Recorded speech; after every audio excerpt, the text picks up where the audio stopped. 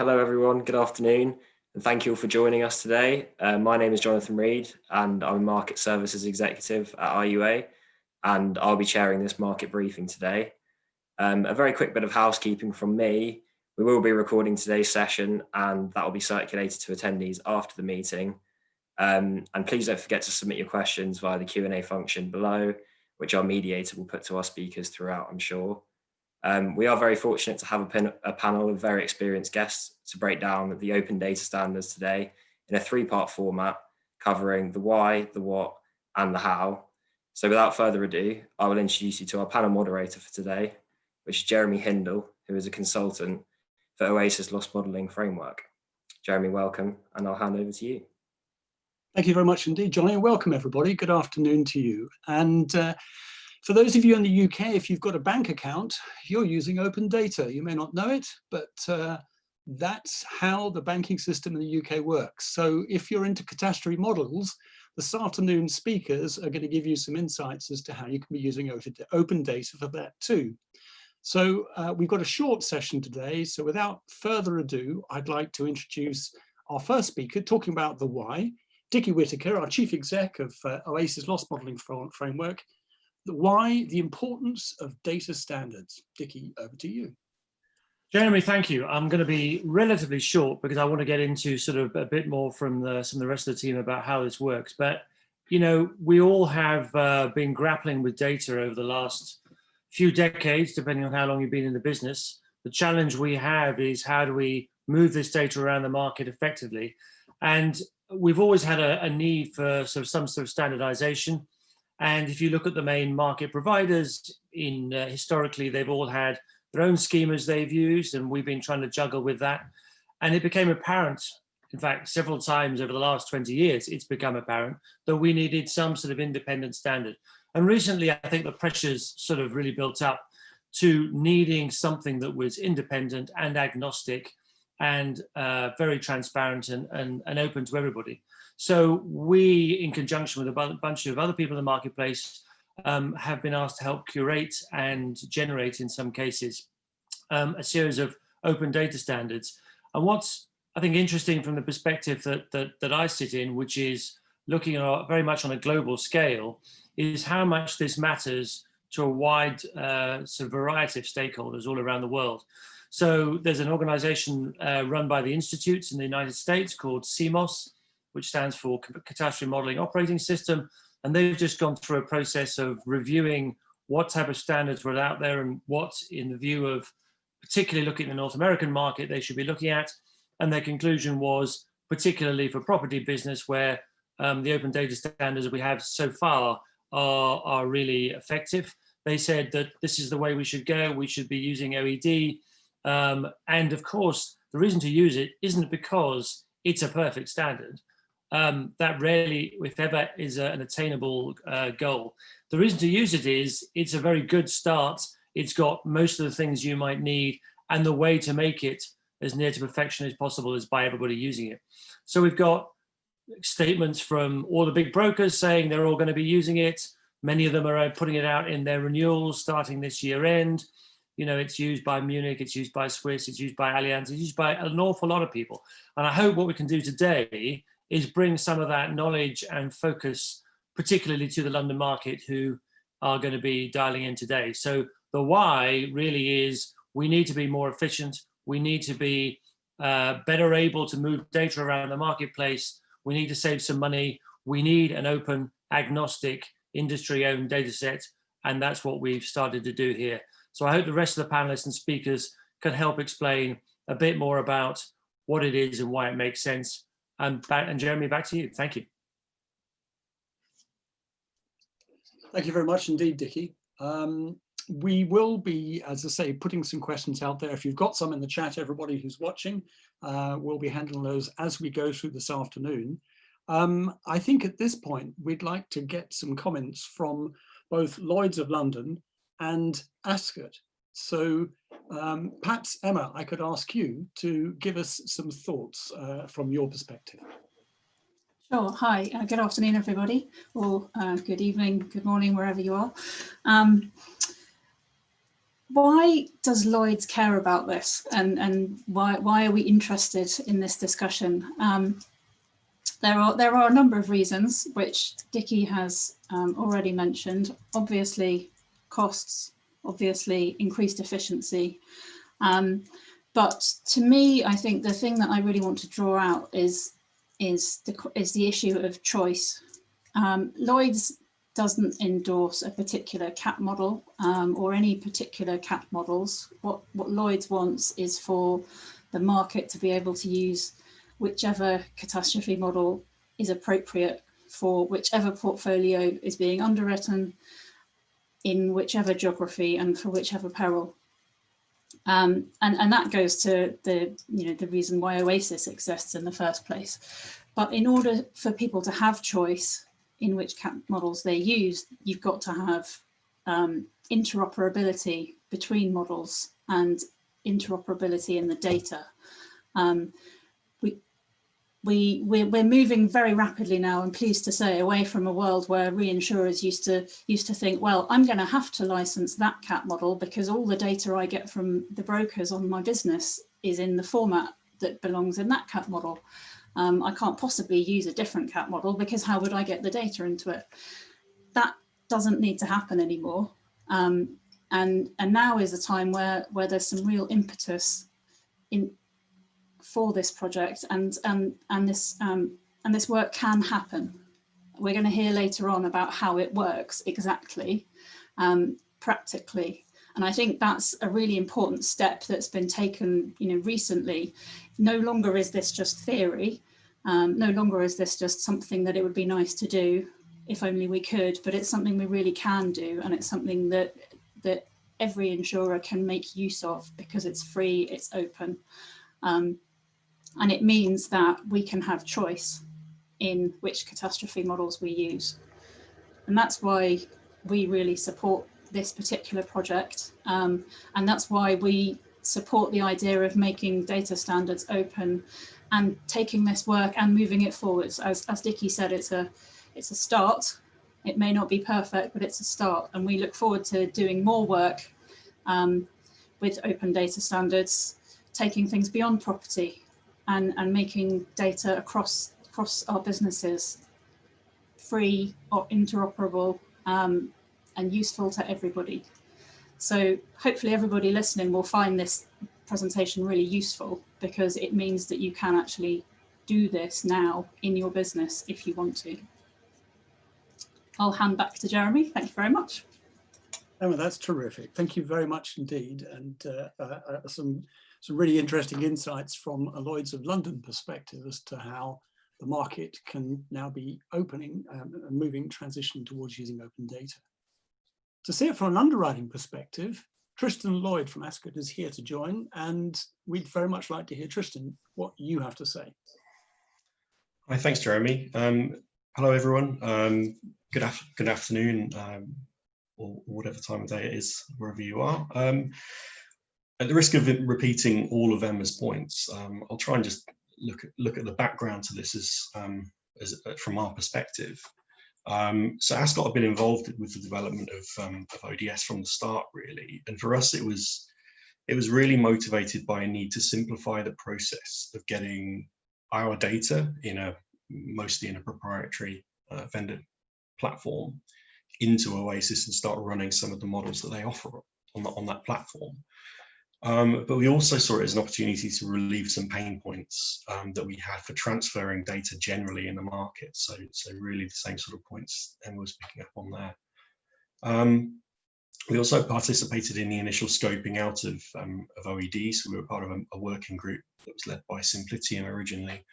And then subsequently we participated in development of ORD through the Lloyd's lab. So it's really something that we're keen to succeed, and I've been really happy with how it's been taken up so far at the moment. I mean, some of the motivations for sort of why standards are important to the Lloyd's market.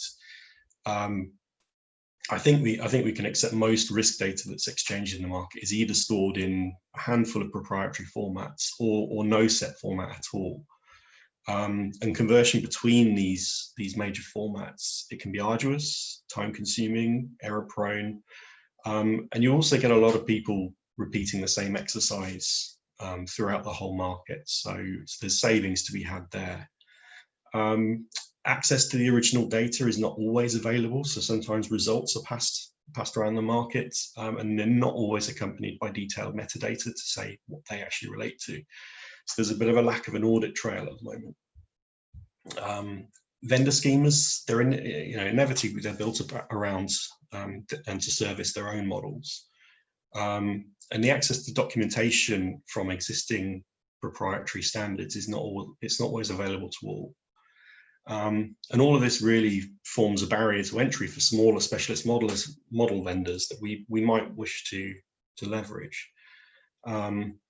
Additionally, some of the existing formats, they're not always flexible enough because they're tied to a specific model or vendor to capture lines that we don't currently model. So stuff we would like to start doing, but we are kind of constrained by where we can put data if we want to capture it. So I think it really makes sense to have a vendor agnostic and completely open schema that's robust enough to allow us easily to exchange data regardless of the vendor that's being used. It also gives us greater transparency over the risk information and how that's being passed around the market. I think some of the things we're looking at doing in Ascot, I mean, primarily this was really motivated for running models in the Oasis loss modeling framework for our exposure data. That was our first step, but also for conversions between our vendor data and other model formats, particularly through the brokers as well. We would like to have sort of better transfer of data that way. And also from a Lloyd's and PRA transparency perspective as well, if we're better able to sort of say where the information is coming from and what was done to it before we actually had it, I think that's got to help on that side. Other possible uses we're looking at from OED was sort of potential for warehousing exposure, and also potential to expand to include non-modeled lines at the moment. It's fairly property focused. In terms of ORD as well, so the results data, ultimately we may be able to start to place outwards reinsurance using new models and things that we've not been able to do before through this this results format, as well as sort of pushing information into downstream analytics tools as well. There's a few on the market at the moment. I think those are my main points I had about the scheme, and we're quite excited to be using it. And yeah, I'd like to see where it goes. So I'm going to hand back to Jeremy now. Tristan, that's an absolutely huge list of cases, both for open exposure data and open results data. Thank you very much indeed. And I think that gives us a terrific understanding now around the why. So it's probably time for Matt Donovan, who's the program manager at Oasis, to come in and give us some background about the what. So Matt, over to you, please. Thanks, Jeremy, and hi everyone. I'm just going to share my screen. I'm just going to spend the next sort of 10 to 15 minutes going through the what of ODS and specifically OED. So I appreciate this might not be new to some of you who are in the market using OED at the moment and know more about ODS, but I'm hoping it will bring some benefit to most of you.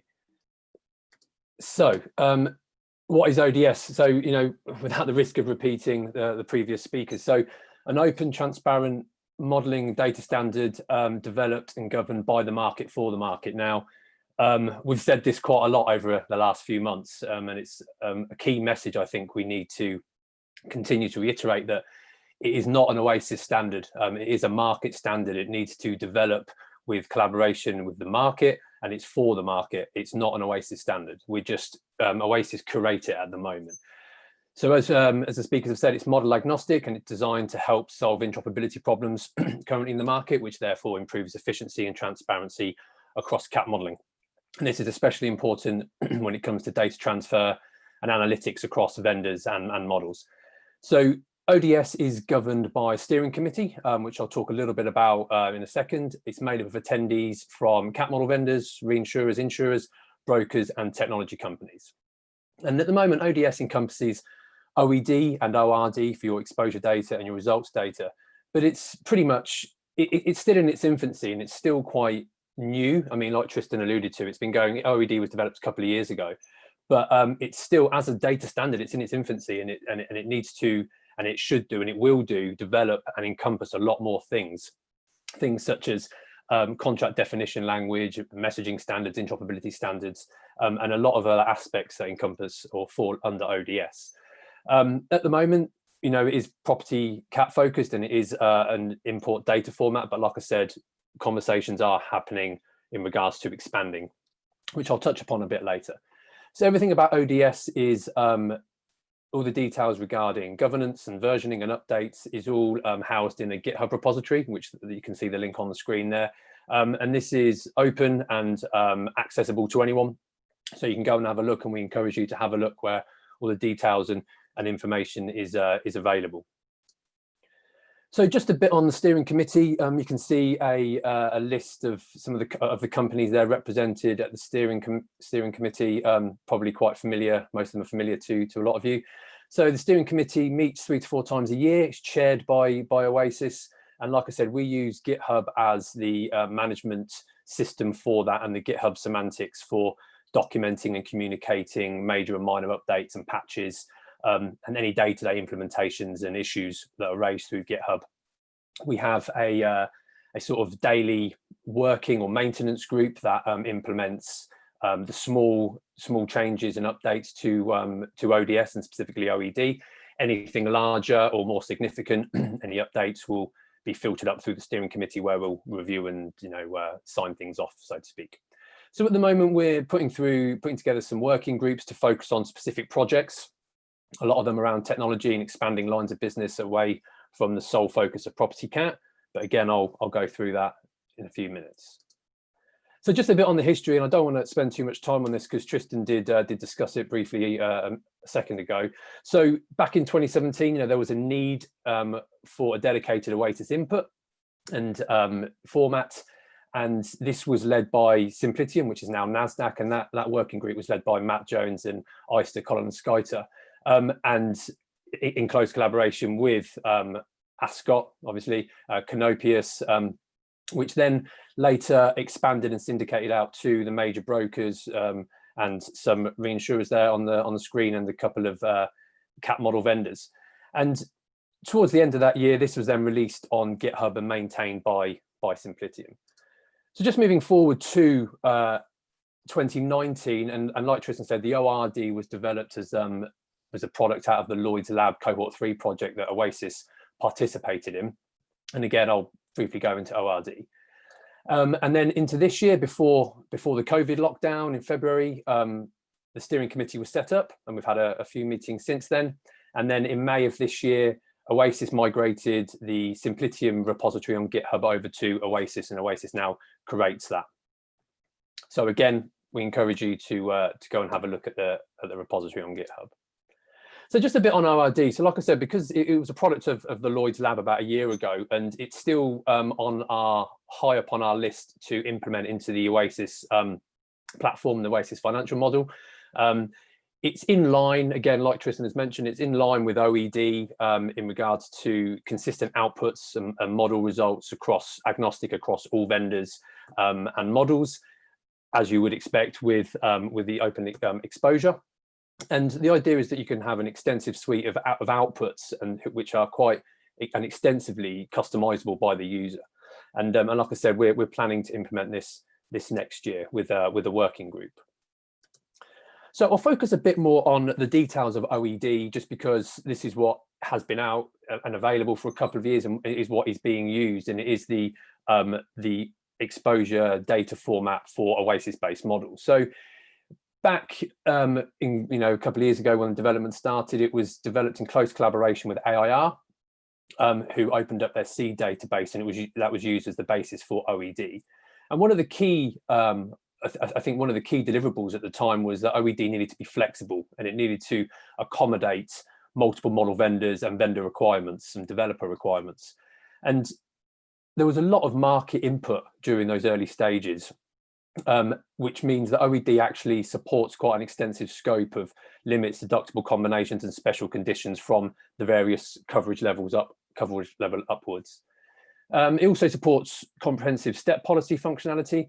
And it's also worth noting that OED can actually support a larger scope of data than is currently available in Oasis, and this is to accommodate future requirements. So at the moment, the Oasis financial model is continuously developing to expand its function of OED that it can support.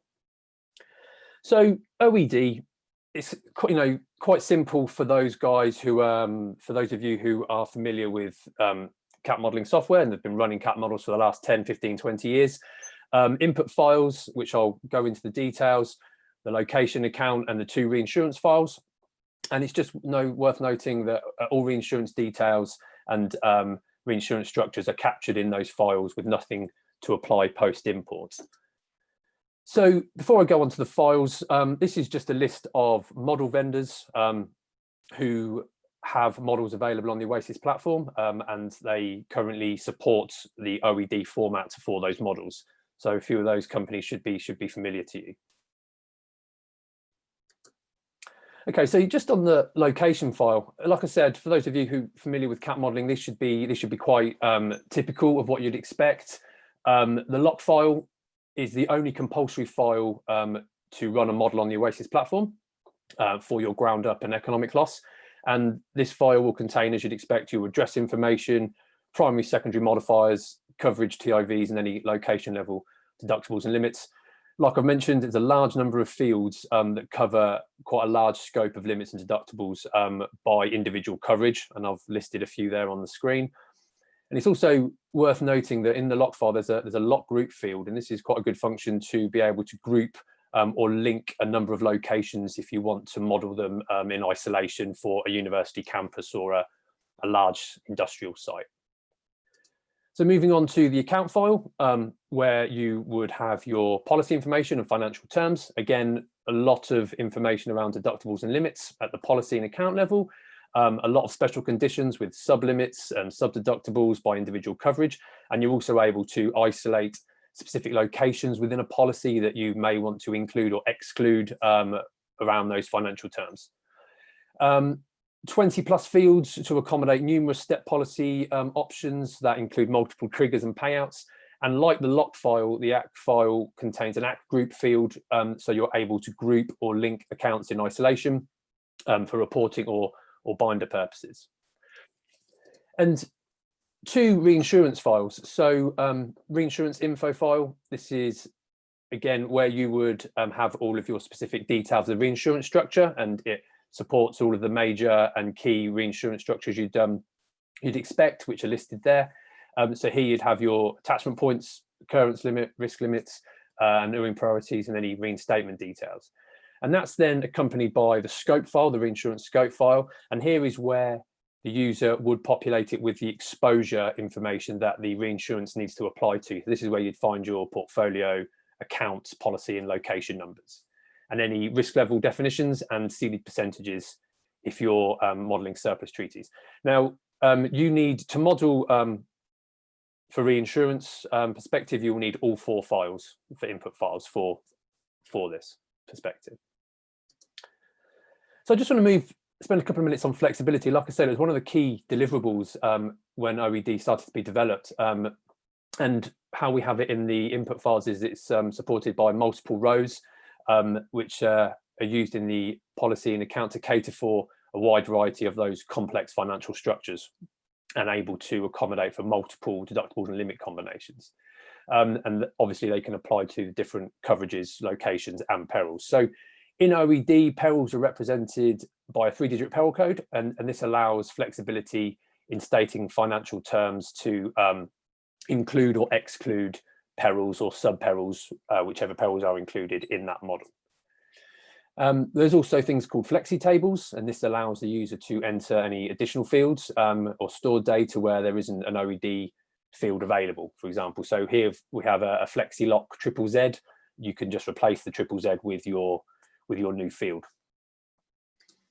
And also, it supports flexible geographical fields, so it accommodates different model developers' requirements around geographical schemes. So there's 5 pairs of fields, one called geog scheme 1 to 5, and associated geog name 1 to 5, and it allows the developer to define their own geographical scheme using a code. So the example I have here is that you might want to split a country up into 4 regions, A, B, C, and D, and you would call that quad, for example, or any code you like. And then the corresponding geog name would be populated with the A, B, C, and D. And you can also create your own scheme, your own geography scheme, just putting an X at the front to avoid any potential clash. And all of these latest codes for perils and financial terms and occupancy and construction, they're all found on the repo in GitHub. And the OED data spec is a extensive detailed document that has all of the information, what each field and column header means, and the associated details around that. So again, recommend you have a look at that just to get a bit of a feel for the finer details. And just to explain, like I said, because there are so many fields, sometimes, you know, it can be quite overwhelming. So here we're broken down as to what aspects and what those column headers and those fields mean. So there's 4 main parts of it. So the first part is the hierarchy, and that identifies the location, the policy or the account that it's applied to. The next part is the financial term, whether it's deductible limit, maximum deductible, minimum deductible. Third part is a code, a 1-digit code that we use in OED, and that identifies whether it's a percentage of loss or percentage of TIV, but deductible or limit.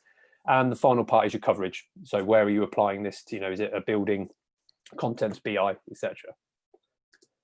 And just to spend the last couple of minutes just before I hand back to Jeremy, talking about next steps for ODS and what's in the pipeline. So the most obvious ones, and I think the ones that are sort of high up on the agenda, is expanding the lines of business. Again, Emma and Tristan mentioned it previously, is that it is property cat focused, and it has been for the first couple of years, but we are very much in its infancy. And so the next topic we're actually looking at the moment and looking to roll out and develop early next year is liability. And there was also some interest and some need for extending it to marine and cyber further down the line as well. And in parallel to that, we're also talking about technology and looking at the appropriate technology approach to that. So I haven't mentioned it, but I'll briefly talk about it now, is that OED does have a SQL schema, and it's something Matt and ISA developed back when OED started, just because the cat modeling market and community are used to a SQL server. It's something we've all used and we're all familiar with, but we don't necessarily think it's the best technology or the approach to support an open standard. And we're not saying it's something that we want the market to stop using. I just think we also think there's some technology out there that is more, is open source, more transparent, it's extensible and hierarchical, and we just need to look at technology that is, more efficient, so we're not repeating ourselves.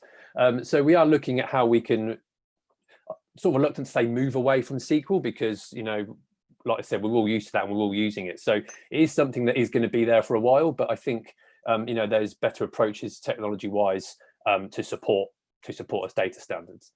And briefly, I mentioned it earlier, looking at things like contract definition language and standards around messaging and interoperability, all of these aspects sort of need to come into and fall under ODS. And these are things, again, different conversations we're all having, and just to start the development of, and expanding the facility and the functionality of ODS.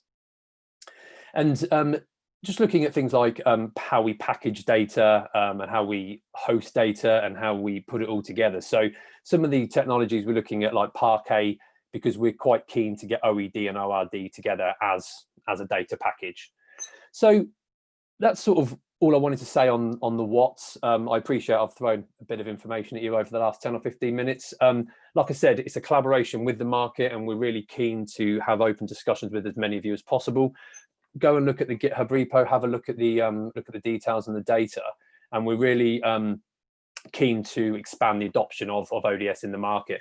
There's also some recently uploaded videos on our YouTube channel. If you go on YouTube and search Oasis Loss Modeling Framework, you'll see some videos that were uploaded this week, actually, with some key speakers from the market and vendors on their view of open data standards and just some quite interesting discussion points. So on that, I will hand back to Jeremy, and thank you very much for your time. Well done, Matt. Thank you very much indeed for doing that. And a complex topic, very nicely delivered. And notwithstanding the dry principle of don't repeating yourself, I would just remind you all that you can ask questions. So don't be shy. Please feel free to put something in the chat and we'll go into that. Now, it's practically dark outside. The weather's miserable. You've probably got a lot of busy renewals to be getting on with. But now we're getting to the good bit, and a bit like trying to learn a game of cards from reading a book, it's pretty difficult to do looking at a screen. So why don't we now move on to the next bit in terms of the how, and Sreenath from Aon is going to give us a little bit more information about getting data into the OED format. So Tej, over to you. Thank you, Jeremy. I'll be sharing my screen.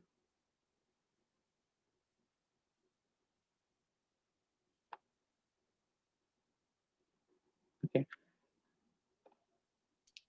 Perfect, we see it. Okay, thank you. Good evening, everyone. And I'll be speaking about Impact Workbench and introducing Impact Workbench, how Impact Workbench is useful, the benefits of Impact Workbench. And finally, I'll be going through a demo of Impact Workbench where I'll be showing the user interface of the application when you can actually see the different processes on how exactly we convert data using the application. But before we dive in detail discussion of Impact Workbench, how exactly we convert data, exposure data using the application, I would want to speak about what we are doing with respect to open catastrophe modeling. Aon, what Aon is doing. So Aon has collaborated with multiple working groups on open source catastrophe modeling and exposure translation. Aon products such as impact forecasting, elements, and impact workbench now supports open modeling formats. Impact forecasting has released its models in the Oasis-based systems. To name a few, the Euro windstorm model, Malaysian flood model are examples. It also supports the Oasis hazard, vulnerability format, and the OED format. Elements is using the Oasis calculation engine. And on the exposure translation, Impact Workbench now can convert exposures to the OED format. We'll discuss more on Impact Workbench, what exactly Impact Workbench is, and how it is benefited in CAT modeling.